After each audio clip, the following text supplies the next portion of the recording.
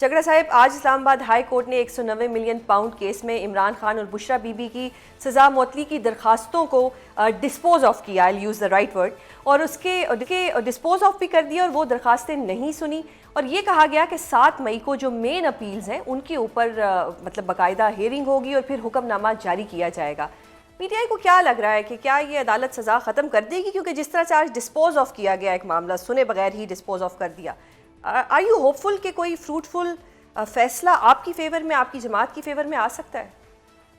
देखिए, ये अदालतें जब तारीख में चाहती हैं तो जुल्फ़िकार अली भुट्टो को फांसी दे देती हैं और 50 साल बाद जब चाहती हैं तो फिर कहती हैं कि वो फैसला गलत था। ये अदालतें जो है वो नवाज शरीफ को पहले जो है वो डिस्क्वालीफाई करती है और सज़ा देती है, फिर उनको जो है वो बीमार होने के तहत लंदन भेजने की इजाज़त देती है, और फिर जब 4 साल वो 4 हफ्ते की छुट्टी मना के 4 साल बाद आ जाता है तो लाहौर एयरपोर्ट पे उनको रेड कार्पेट बिछा के उनकी सज़ा पहले मुअत्तल कर देती है और फिर जो है वो रिवर्स भी कर देती है। अनफॉर्चुनेटली ये पाकिस्तान की अदालतों की तारीख है।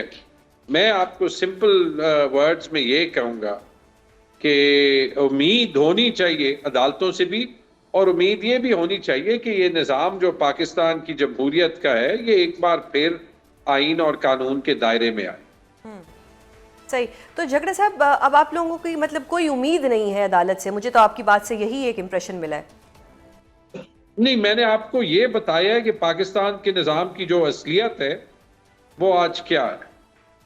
उसमें जो हकीकत है वो हर पाकिस्तानी को नजर आ रही है। उसमें 90% पाकिस्तानी जो है वो इमरान खान को सपोर्ट करते हैं जी। शायद 10% जो है वो ना करते हैं। सही। वो उन 10% की रिप्रेजेंटेशन जो है वो हुकूमत में है।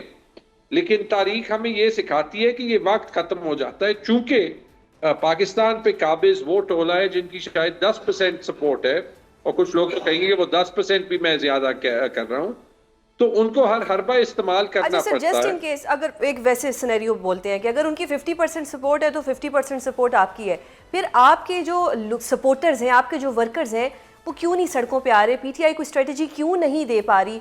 हम सुनते हैं कि एक तहरीक चलेगी, फिर फलां फोर्स बनेगी, अच्छा रमज़ान आ गया, रमज़ान के बाद हम ये करेंगे, कुछ फ्रूटफुल हो नहीं रहा। वर्कर्स बहुत ज़्यादा, जो वर्कर है वो बहुत ज़्यादा फ्रस्ट्रेट हो गया है। तो ये क्रेडिट आप किसको देंगे? नहीं, एक बात, ये बड़ा जो है वो लोडेड क्वेश्चन है। यानी जब आप कह रही हैं क्यों नहीं सड़कों पे आ रही, तो यानी आप कह रही हैं कि सड़कों पे आना चाहिए, एहतजाज करना चाहिए, जो एक पीसफुल एहतजाज होता है वो करना चाहिए। एहतजाज जब आप करते हैं तो सबसे पहले तो मिसाल ले लें ना, इस्लामाबाद में एहतजाज करना ही गैर कानूनी करार दिया। जब आप ये माहौल बनाते हैं तो ऑब्वियसली जो है वो एहतजाज करना मुश्किल हो जाता है, क्योंकि जो मैंने आपको कहा कि जब हुकूमत की लेजिटिमेसी नहीं है, अब उनको हर हरबा इस्तेमाल करना है कि वो लोगों का गुस्सा जो है वो एक्शन में ट्रांसलेट होने से रोके। सही। आखिरी बात सुजैन ये कि हाँ, पार्टी के ऑर्गेनाइजेशनल मसाइल हैं, इसमें कोई शक नहीं, और जब तक वो ठीक नहीं होंगे तो पार्टी के ऑर्गेनाइजेशनल मसाइल के जिम्मेदार हम सब ही हैं। सही। अच्छा सर, अब क्योंकि अलीमा बीबी भी बहुत कहती हैं कि जी 10,000 बंदों को अडयाला जेल के बाहर आना चाहिए, लास्ट टाइम उन्होंने कहा। अब कल दोबारा से जो पार्टी अहदेदारान हैं और MNAs हैं उनको उन्होंने कहा है कि आप अडयाला जेल के बाहर आएँ। लास्ट टाइम भी इतने ज़्यादा लोग नहीं गए थे, और अलीमा बीबी को ये कॉल देनी पड़ती है, उनको ये भी कहना पड़ता है कि जिनके ऊपर केसेस नहीं हैं एटलीस्ट वो लोग तो आएँ। ये ऐसा क्यों हो रहा है कि ये कॉल तो पार्टी की आला क़यादत को देनी चाहिए, और बार बार अलीमा बीबी कॉल देती हैं और बज़ाहिर कुछ नज़र नहीं आता, कोई भी नहीं पहुंचता। जितनी तादाद में MNAs MPs को अपने साथ लोगों को लेके आना चाहिए उस तरह से नहीं आते। नहीं सुजैन, पहली चीज़ तो ये कि असल इशू ये नहीं है। असल इशू ये है कि इमरान खान और बुशरा बीबी की जो आइनी या कानूनी मुलाकातें हैं वो क्यों या कैसे नहीं होती, और जब 5 महीनों में, 4 महीनों में, 6 महीनों में उनको सॉलिटरी कन्फाइनमेंट में रखा जाता है और उनको मेडिकल इश्यूज होते हैं, सीरियस मेडिकल इश्यूज होते हैं, आँख की बिनाई का मसला पड़ता है, और उनको हुकूमत को रात के अंधेरे में अस्पतालों में ले जाना पड़ता है और वापस लाना पड़ता है। उसके बाद हुकूमत की क्रेडिबिलिटी हुकूमत की बात पे यकीन करना बड़ा मुश्किल, पहली बात। दूसरी बात, जिस वजह से लोग आते हैं या नहीं आते, वो वही वजह है जो मैंने आपको पहले जो है वो बयान की। हुकूमत ने माहौल ही ऐसे बनाया, आपने देख लिया है हर हफ्ता जो है इमरान खान की बहनें वहां पे अरेस्ट हो जाती हैं, किसी ने छोड़ना नहीं होता।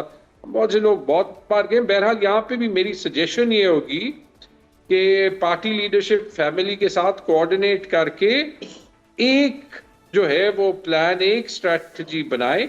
फैमिली की फ्रस्ट्रेशन ऑब्वियसली बिल्कुल समझ में आती है। जब तक कोऑर्डिनेटेड जो है वो एक्शन नहीं होगा, जो भी एक्शन है, और हुकूमत ने वैसे ही जो है वो ब्रेकेज ऑफ द लॉ को मोनोपोलाइज किया है, तो उस कंफ्यूजन का शिकार जो है वो पार्टी होगी, और जो पार्टी के मुखालिफ हैं उनको ये मौका मिलेगा कि वो जो है वो डिबेट को गलत तरफ ले जाए। यानी इस तरफ पे फोकस रखने के बजाय कि पाकिस्तान के एक्स प्राइम मिनिस्टर को उनकी आईनी और कानूनी मुलाकातें क्यों नहीं छोड़ी जा रही, डिबेट इस पे जाएगी कि अलीमा बीबी क्यों कॉल दे रही है, पार्टी क्यों कॉल नहीं दे रही, पार्टी क्यों कॉल दे रही है, अलीमा बीबी क्यों नहीं दे रही, लोग जाते क्यों हैं, लोग जाते क्यों नहीं।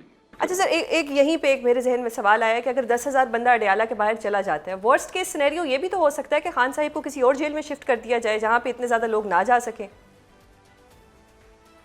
मेरे ख्याल में दोबारा से फोकस ये होना चाहिए कि इमरान खान को उनकी आईनी और कानूनी हक मुलाकात की क्यों नहीं दी जाए।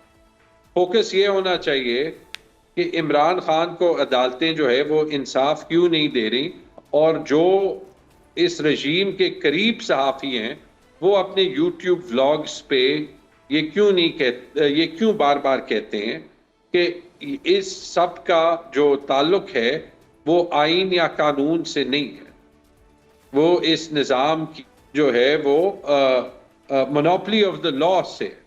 चलिए अल्फाज इस्तेमाल कर देते हैं। फोकस इन बातों पे होना चाहिए, फोकस इस बात पे होना चाहिए। अगर आप ब्रॉडर जाएं कि सिर्फ इमरान खान नहीं, इस मुल्क में इतने ज्यादा पॉलिटिकल प्रिजनर्स क्यों हैं, और फोकस इस बात पे होना चाहिए कि इस मुल्क में जहां पे बड़ी मुश्किल से हमने फ्रीडम ऑफ स्पीच का हक किसी हद तक ले लिया था, कि वो इतना जल्दी रिवर्स क्यों हो रहा है। क्योंकि अगर पाकिस्तान ने मुस्तहकम होना है, फिर ये फंडामेंटल्स हैं एक सोसाइटी के, जो कि उस सोसाइटी को मुस्तहकम बनाने के लिए और उस इकोनॉमी को मुस्तहकम बनाने के लिए जो है वो ज़रूरी। सही। अच्छा झगड़ा साहब, अब क्योंकि आप बात कर रहे हैं कि फोकस ये होना चाहिए, अगर मैं ये फोकस करूं कि 26वीं और 27वीं तरमीम के बाद शायद अदलिया उस तरह से आज़ाद नहीं है, ये आपकी पार्टी की तरफ से कहा जाता है, बहुत से पीका के कानून आ गए हैं, शायद मीडिया भी उस तरह से आज़ाद नहीं है। अब जो आपका वर्कर है या जो एक आम इंसान है, वो तो फिर पार्टी की तरफ देखेगा ना कि पार्टी हमें कोई स्ट्रेटजी दे जिसको हम फॉलो करें, क्योंकि party is a combination of intellectual people. जो एक सियासतदान है वो सब इकट्ठे बैठ के कोई स्ट्रेटजी देंगे। हम इस तरह चुप करके बैठ तो नहीं सकते। एक मैं आपसे जानना चाह रही हूँ कि फिर क्या होगा, स्ट्रेटजी तो कोई होनी चाहिए ना। देखिए, दो काम होंगे। एक काम जो हम में से बहुत लोग कोशिश कर रहे हैं, जिनका जो है वो जाती सियासत में कोई जो है वो ऑब्जेक्टिव या फायदा जो है वो नहीं है,